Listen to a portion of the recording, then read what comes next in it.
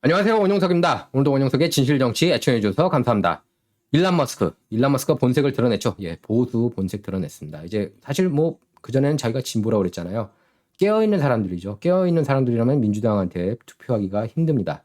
뭐 민주당원들끼리 붙으면 뭐 어쩔 수 없지만 지역구에서. 하지만 공화당이 지금 상황에서는 정답이라는 것을 여러분께서 알 수가 있습니다. 미국 중간선거를 지금 하루 앞두고 있습니다. 그래서 테슬라 최고 경영자이자 트위터 CEO이기도 한 일론 머스크가 특정 정당에 속하지 않은 독립적인 유권자들에게 공화당에 투표하라 이렇게 촉구하고 나섰습니다.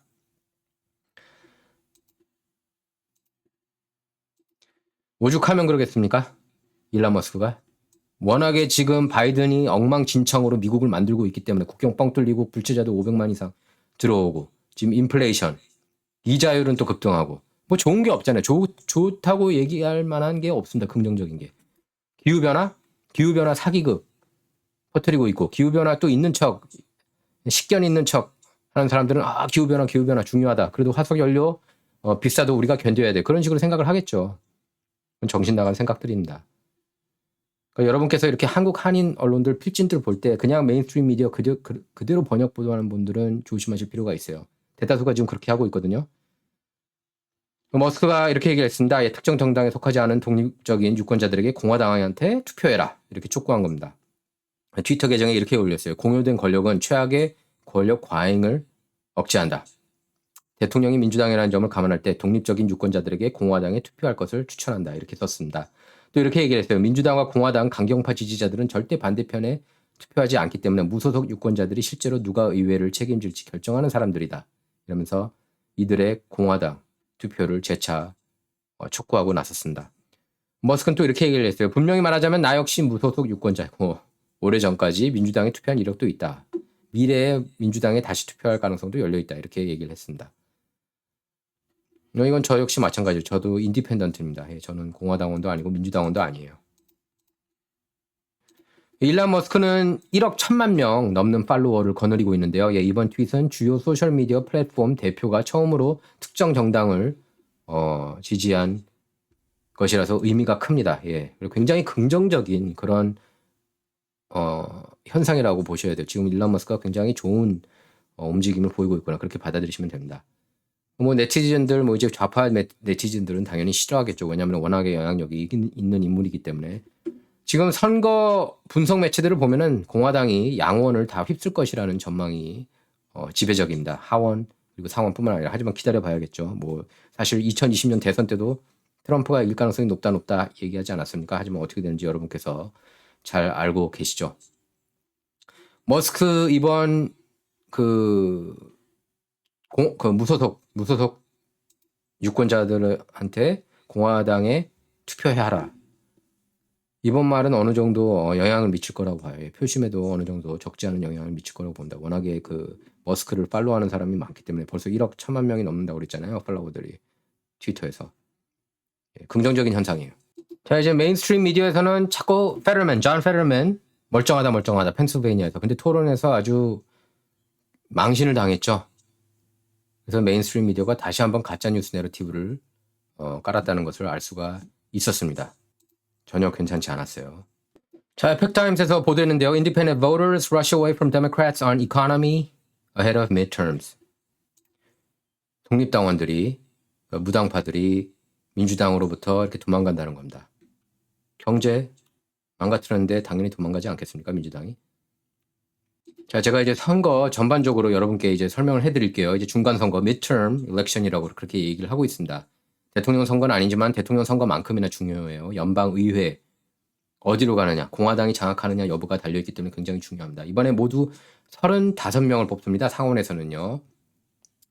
민주당은 최종적으로 현상 유지, 50명이라도 지금 유지하자. 그리고 공화당은 현재보다 의석을 한 석만 더 추가해도 다수당이 됩니다. 지금은 사실상 민주당이 다수당이에요. 50대 50이지만 상원 의장인 부통령이 카말라 해리스 민주당원이기 때문에 지금 그 민주당이 상원을 장악했습니다. 여기에는 이제 트럼프, 스티브 배넌 그리고 특히 리누드 책임이 크다고 제가 지난 방송에서도 얘기를 했죠. 조지아주에서 보네드 플레이 하면서 의석 2개를 다 잃었습니다. 그래서 모두 35명을 새로 뽑는 거고요. 이 중에 이제 한 개 선거는 보궐선거입니다. 공화당 상승세가 지금 뚜렷한다. 그래서 하원에서 435명, 뭐 연초만 해도 뭐 300석 가까이 이기는 거 아니냐, 뭐 이런 아주 장밋빛 그런 전망까지도 나왔지만 한번 지켜봐야 될 것 같아요. 근데 218석 이상만 확보하면 과반 의석 같습니다. 공화당이 차지할 가능성이 대단히 높습니다. 그래서 특히 이제 박빙 대결을 벌이고 있는 30곳 안팎 선거구가 열세를 쥐고 있다는 분석이 나오고 있는데요. 일단 상원에서는 공화당이 근소하게 이길 가능성이 높다는 전망이 나오고 있습니다. 펜실베니아, 조지아, 네바다, 애리조나 요 네 곳이 최대 관심 지역입니다. 요 네 곳이요. 펜실베니아, 조지아, 네바다, 애리조나. 특히 조 바이든 대통령하고 버락 오바마 전 대통령 그리고 도널드 트럼프 전 대통령이 지난 5일 총출동에서 막판 유세 대결을 벌였죠. 미국 북동부 지역이죠. 펜실베니아에서는 민주당 존 페럴맨 후보하고 공화당 메멧 오즈라고 그러죠. 오즈 후보가 초박빙 대결을 벌이고 있습니다. 펜실베니아 유권자들이 존 페럴맨을 택하는 그런 보네드 플레이는 하지 않을 것 같아요. 자, 펜실베니아는 팻 투미 공화당 상원의원이 은퇴한 지역구입니다. 2년 전 대선에서는 저는 좀 이게 웃겼다고 보지만 바이든이 이겼죠. 트럼프를 상대로. 민주당 입장에서는 뭐 승리 가능성이 높다 이렇게 얘기를 하고 있지만 최근에 이제 그 토론 통해서 페럴맨 후보가 그 낱낱이 드러나면서 이제 아수 후보한테 승기가 잡히는 모양새입니다. 근데 한번 결과를 끝까지 지켜봐야죠. 이게 뭐 2주, 3주 걸릴 수도 있습니다. 결과까지. 우편 투표로 이제 승부가 갈리는 시대 아닙니까? 애초 펜실베니아 부지사 출신인 페럴맨 후보가 상승세를 보이면서 격차를 벌렸지만 선거 전에 이제 뇌출혈로 쓰러졌었죠. 왜 뇌출혈로 쓰러졌는지는 이 방송에서는 얘기를 하지 않을게요. 여러분께서 한번 여러분 상상에 맡기겠습니다. 왜 그런지. 공화당에서 이제 그 집중적으로 이 그 뇌출혈 이후 말 더듬고 흥설수설하고 왔다 갔다 하는 모습들이 연달아 나오면서 뭐 토론만 봐도 아시잖아요. 제가 지난 방송에서 올렸습니다. 그 영상들을. 그걸로 인해서 이제 발목이 잡혔습니다. 그래서 아즈 후보가 급부상했어요. 아즈 후보는 TV 토크쇼 닥터 아즈로 유명하죠. 오프라가 키웠습니다. 근데 오프라가 상대 후보인 페럴맨을 지지하고 나섰습니다. 어처구니가 없어요. 자기가 키운 사람인데. 그냥 이제 민주당 빠가 됐어요. 오프라는. 그래서 오프라 인기도 많이 줄어들었습니다. 이제는 아마 제가 볼 때 공화당원들 그리고 보수 지지자 그리고 많은 무당파가 이제 오프라 윈프리 별로 안 좋아하는 것 같아요. 예전만큼 그렇게 절대적인 인기 누리지 않고 있습니다.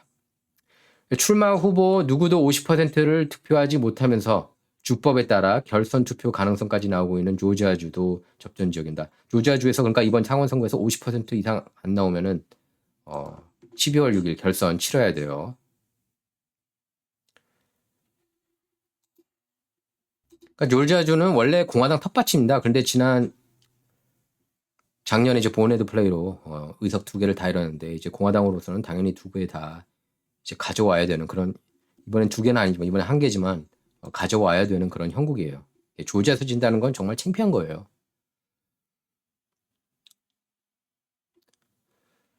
그래서 민주당이 지난 2020년 대선 때 같이 치러진 상원의원 선거에서 조지아주에서 이기면서 상원에서 현재와 같은 다수당이 될 수가 있었습니다. 민주당은 2021년 1월 진행된 조지아주 연방 상원의원 결선 투표 2곳에서 다 이겼습니다. 그래서 대선 이기고 조지아주 연방 상원 선거 2개 다 이기면서 백악관 그리고 연방 상원까지 거머쥔 거예요. 민주당이. 조 바이든 같은 경우는 선거운동 하루도 안 하면서 랠리 한 번 안 하고 대통령 당선됐죠. 여러분께서 어떻게 생각하시는지 충분히 이해합니다. 이번 선거에선 당시 보궐로 당선된 흑수저 출신 목사 라파엘 워낙 이렇게 둘이 맞붙습니다. 아까 펜실베니아는 이렇게 닥터 아웃하고 페럴맨이 맞붙고요. herschel walker는 NFL 스타이고 내셔널 풋볼 리그 스타이고 그리고 트럼프가 지지를 하고 있습니다. 그 어프렌티스 쇼에도 나왔었죠. 그래서 지금 워커가 근소하게 앞서고 있는 것으로 그렇게 나오고 있어요. 최근 여론조사 보면은. 애리조나도 원래 공화당 강세 지역이죠. 예, 근데 이상하게 지난 2020년에는 뭐 팍스뉴스가 먼저 이렇게 바이든이 이겼다 그렇게 선언하거나 굉장히 논란이 많았죠. 뭐 법의학 감사, 포렌식 아디팅도 했는데 거기서는 포렌식 아디팅 통해서는 또 반대 결과가 나왔습니다. 메인스트림 미디어에서는 바이든 표가 더 많이 나왔다 이렇게 얘기하고 있지만 그거 가짜 뉴스예요. 자, 그래서 현직인 공화당 마크 켈리 상원의원이 트럼프 전 대통령 지지를 받은 공화당 블레이크 마스터스 후보하고 대결을 벌입니다. 이분이 이제 마크 켈리고 그리고 블레이크 마스터스 이 사람이에요. 현직인 그러니까 민주당이고 마크 켈리 우주인 출신 그리고 이 사람이 공화당 블레이크 마스터스입니다. 존 맥케인 전 상원의원 사망으로 치러진 2020년 보궐선거에서 당선됐습니다. 마크 켈리가. 그때 마르사 맥살리라는 공군 여자 주종사 출신 그분을 이기고 당선이 됐어요. 그래서 마르사 맥살리는 2번이나 떨어졌습니다. 애리조나 상원 선거에서. 애리조나 주요 선거에서. 예. 근데 켈리 의원이 얼마 전에는 3%포인트까지 앞서고 있는 것으로 나왔지만 최근 조사에서는 굉장히 초박빙 싸움으로 이어지고 있는 것으로 그렇게 상황이 바뀌었어요. 이 지역 주지사 선거에서 공화당 후보가 우세하게 나오고 있습니다. 캐리 레이크 후보가 당선될 가능성이 높거든요. 그래서 그 여파로 인해서 여기 애리조나 연방 상원 선거에서도 블레이크 마스터스가 이기는 게 아니냐 이런 전망이 조심스럽게 나오고 있습니다. 자, 네바다주로 넘어가겠습니다. 네바다주 보면은요. 캐서린 콜테스 마스터 이 여자 상원의원이에요. 현역. 이 사람하고 공화당 애덤 렉설트 후보가 맞붙습니다. 최근 추세는 렉설트 후보가 상승세를 타면서 승리 가능성이 더 높습니다. 이 밖에 컬러라도, 그다음에 뉴햄셔, 노스캐롤라이나, 오하이오, 위스콘신 이런 상원의원 선거도 박빙 대결로 진행되고 있습니다. 컬러라도는 이제 민주당 지역으로 완전히 넘어갔다고 생각을 했는데 요새 다시 최근에 공화당이 또 이렇게 치고 올라오는 그런 모양새라고 그래요. 또 이제 현직이 민주당 소속인 뉴햄셔에서는 공화당 후보가 막판 추격을 하고 있습니다.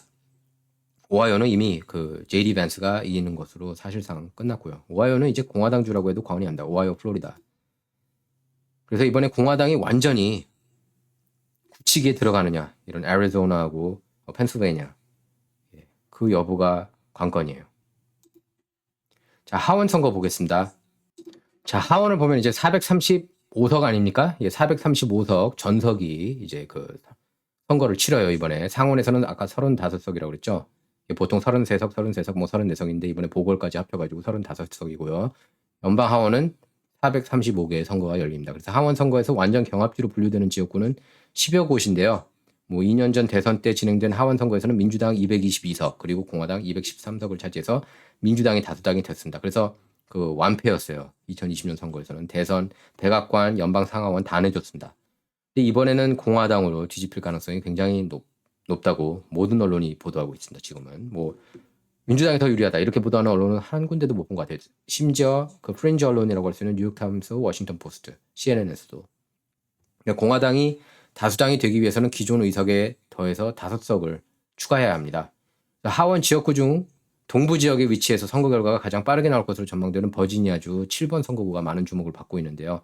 바이든 대통령은 2020년 대선 때 버지니아에서 트럼프 전 대통령보다 10%포인트를 더 득표했지만 작년 11월 주지사 선거에서 여러분 어떤 일이 벌어졌죠? 공화당이 휩쓸었습니다. 글렌 영킨 공화당 후보가 주지사 됐고 부지사도 공화당으로 바뀌었고 검찰총장도 공화당원으로 바뀌었고 주 하원 다수당까지 장악했어요. 주 상원은 이제 민주당이 장악하고 있습니다. 바이든 인기가 지금 최저점으로 떨어진 시점이라서 이번 선거에서는 공화당이 이길 가능성이 있다 이렇게 보고 있고요. 또 주도인 리치먼드 외곽에 위치한 이 선거구에서 민주당 애비게일 스펜버거 하원의원이 공화당 웨슬리 베가 후보를 근소하게 앞서고 있지만 어떻게 될지 모른다는 그런 전망입니다. 선거구 재조정으로 또 4분의 3 이상이 이번에 새롭게 편입돼서 현역 의원 프리미엄을 앉지 못하고 있대요. 민주당 의원이. 스펜버거 의원이요. 그래서 어떻게 될지 몰라요. 여기에 더해 민주당의 더 안전한 것으로 평가되는 버지니아 10번 선거구까지 패배할 경우 이번 하원 선거 결과가 명확해질 수 있다고 보고 있습니다. 그래서 버지니아 비치 등을 포함하는 버지니아 두 번째 2번 선거구 보면은 공화당으로 뒤집힐 가능성이 높다는 분석이 많습니다. 여기 일레인 루리아 하원 의원이 버티고 있거든요. 또 노스캐롤라이나 13번 선거구, 오하이오 1번, 그리고 13번 선거구도 경합지로 꼽히고 있습니다.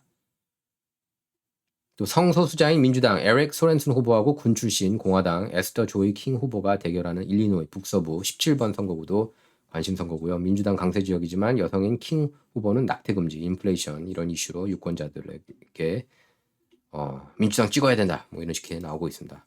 또 중서부 지역에서는 네브라스카 2번, 캘리포니아 22번, 오리건 5번 선거구 관심 받고 있고 지금 옆에 이 선거구 역시 관심 받고 있습니다. 캘리포니아 연방하원 45지구예요. 그래서 미셸 스틸 의원, 한인 의원입니다. 그 제이첸 후보하고 맞붙어요.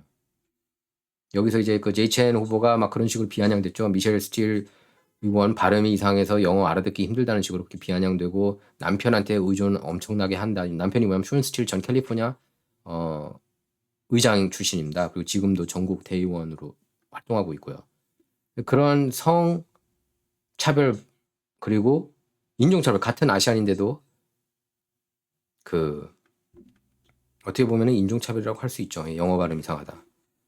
그래서 논란이 됐습니다. 그래서 그 대규모 시위가 벌어지기도 했죠. 제이첸 그 베트남계 주민이 많이 사는 그 웨스트민스터 그 선거본부 앞에서 많은 아시안이 시위를 했습니다. 여기도 박빙이었는데 최근에 LA타임스조차 진보 언론인 LA타임스조차 미셸 스틸 의원이 이길 가능성이 높다고 그렇게 평가를 했어요. 또 민주당세가 다소 강한 네브라스카 2번 선거구에서는 공화당 돈 베이컨 하원 의원이 4선 도전에 나섰고 주 상원 의원인 토니 바르가스 후보는 낙태권 보호 뭐 이렇게 처방 약값이나 뭐 이런 공약을 내걸었습니다. 뉴스 헤드라인 쫙 볼게요. 악시오스에서 이렇게 뉴스 나오는데 Alaska GOP votes to censure McConnell for supporting Lisa Murkowski. 리사 머카우스키가 현역 의원 아닙니까? 현역 상원 의원. 근데 미치 머카널 상원 원내대표 요새 인기 없잖아요. 안티 트럼프 노선 가면서 안티 트럼프 노선 타면은 공화당에선 끝난 거라고 봐도 무방해요. 이제는 지금은 그 트럼프가 대단히 인기가 많다. 뭐 트럼프 당이라고 표현하긴 그렇습니다. 그런 표현은 저는 별로 좋아하지 않아요. 예를 들면 민주당이 오바마 당이라느니 바이든 당이라느니 트럼프 당이라고 표현하긴 그렇고 트럼프가 전폭적인 지지를 얻는 거는 부인할 수 없는 사실이죠. 뭐 역대급이에요. 역대급. 민주당에서는 역대급으로 싫어하는 후보 그 정치인이겠지만은 공화당에서는 역대급으로 사랑받는 그런 정치인이라고 할 수가 있겠습니다. 트럼프요. 알래스카 공화당이 머카널 징계 내린 거예요. 상원 원내대표 불신임 안 가결했다고 보시면 됩니다. 알래스카 공화당이요. 자, 텍사스주가 어린이들 코로나 백신 의무화 막았어요. 자, 지금 캐리 레이크 애리조나 주지사 후보도 굉장히 큰 관심을 모으고 있죠. 이 사람이 그 CNN 특히 이제 한인 기자 경라 아주 망신을 줬죠. 예, 완전히 그냥 쑥대밭으로 만들었습니다. 정말. 그러니까 말도 안 되는 이제 그 좌파적인 질문을 깔아뭉갰죠. 아주 말을 잘하거든요. 캐리 레이크가. 그래서 반박을 못하게 만들었습니다. 그래서 그 한인 기자가 망신을 당했는데 CNN 기자예요. 자, Suspicious white powder mailed to Kari Lake's campaign headquarters, spokesperson says. 지금 민주당 진영이 가장 두려워하는 기득권 진영이 가장 두려워하는 그 정치 후보가 바로 캐리 레이크라고 그럽니다. 여성 후보인데 저도 한번 만나서 이렇게 짧게 얘기를 좀 했었어요. 지난 2월에. 근데 이상한 백색 가루가 캐리 레이크 선거 캠페인 본부에 도착을 했다고 그래요. 누가 이렇게 메일을 보냈다고 그럽니다. 자, 지금 민주당이 어느 정도 위기냐면은 지금 뉴욕 주지사 선거에서도 공화당원이 될 가능성이 높습니다. 지금 리 젤든 후보가 현역 그 뉴욕 주지사 캐시 호커 상대로 이길 가능성이 높아요. 캐시 호커는 이제 앤드루 코모 전 주지사가 섹스 스캔들, 이제 성희롱, 성추행 성폭행까지도 있었던 것 같습니다. 그런 논란에 휘말리면서 낙마했죠. 사퇴했죠. 끝까지 버티려고 하다가. 예. 그 동생은 또 크리스 코먼은 또 다시 그 뉴스 진행하더라고요. 참. 어쨌든 이 선거 여러분께서 관심 있게 지켜보실 필요가 있습니다. 뉴욕이 왜 갑자기 보수 물결이 일어나고 있는지 아십니까? 이게 범죄 소굴이라서 그래요. 범죄. 예. 체포도 안 하고 기소도 잘 안 되고. 그래서 뉴욕에서는 최근에 뉴욕 여행자가 이렇게 조깅하다가 성폭행 당했습니다. 이 사람한테요. 목표가 부러질 때까지 이렇게 목을 쪼았다고 그럽니다. 이 사람이. 카럴 패널 39세 여성을 성폭행했고 뿐만 아니라 48세 여성 정서 옮겨가지고 성폭행을 했습니다. 조깅하고 있는 여자를. 이 사람이에요. 안타깝죠. 예, 43세 뉴욕 여행 투어 온 여성이 이제 피어 45에서 이렇게 조깅하다가 이 패널 이 사람이 잡아서 집어 던져서 내동댕이 쳐가지고 성폭행을 했습니다. 목 조르고 데비카드, 스마트폰, 호텔 키카드까지 다 훔치고요. 뉴욕이 이따위니까 당연히 리젤딩 쪽으로 기울지 않겠습니까? This is the reality of life in Kathy Hochul's New York. 리젤딘 후보가 이렇게 글을 올린 거예요. 이게 바로 뉴욕의 현실이다. Vote like your life depends on it. 당신의 목숨이 걸린 것처럼 투표해라. 이거는 정말 제가 여러분께 당부드리는 말입니다. 목숨이 걸린 것처럼 꼭 투표에 참여하셨으면 합니다. 이런 일이 일어나고 있어요. 그러니까 뉴욕이 이제 공화당 주지사 뽑으려고 하는 거겠죠. 자, 그리고 미주리주하고 루이지애나주에서 젠 사키 이렇게 안토니 파우치 이렇게 코로나 바이러스 백신 관련해서 표현의 자유 억압했다는 이유로 이렇게 조사를 한다고 그래요. 그래서 소환했습니다. 지금 파우치하고 젠 사키 소환했는데 응할지 모르겠어요. 자, 그리고 벌써 지금 아직 중간 선거 이미 시작했다고 볼 수 있죠. 예, 한 달 전부터 사실 시작됐습니다. 캘리포니아 같은 경우에는요. 근데 120건의 지금 소송 난무하고 있다고 합니다. 주로 이제 공화당 쪽이 소송 많이 제기하고 있어요. 얘네들 장난질한다 하고 민주당 진영이 장난질한다 그러고요. 공화당 진영이 한 80개 그리고 민주당 진영이 한 40개 소송 건 것 같습니다. 자, 이런 가운데 지금 벌써 4,200만 미국에서 4,200만 명이 한 표를 던진 것으로 그렇게 집계됐습니다. 그래서 선거 당일 투표까지 합하면은 2018년 때 중간선거 투표율 50%를 훨씬 넘어설 것으로 그렇게 예상되고 있습니다. 1억 6천만 유권자거든요, 미국에서. 그래서 과연 지금 현재 45개 주에서 4,200만 이상이 이제 조기 투표를 실시한 겁니다. 특히 격전이 벌어지고 있는 조지아에서는 251만 명 조기 투표했고 펜실베니아 111만 명, 애리조나 142만, 네바다 61만 명이 투표한 것으로 나타났습니다.